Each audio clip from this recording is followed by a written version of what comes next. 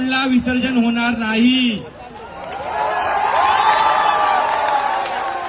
आणि एक तुम्हाला सांगतोय हे लक्षात ठेवा, जेव्हा आपण सगळं मिळून जेव्हा ही बंदी उठेल, ही मूर्ती तसेच गाजत वाजत आपण परत निघणार आणि हे मूर्ती मंडपात परत आम्ही नेतोय। आणि आमच्या मंडळी डिसिजन घेतलंय की आम्ही मूर्तीचं विसर्जन करणार नाही, कारण की आम्ही सांगितला होता की आम्हाला तलाव उपलब्ध करून द्या आणि हे लोकांनी आम्हाला तलाव उपलब्ध करून दिला नाही, म्हणून आपण गणपती विसर्जन करणार नाही।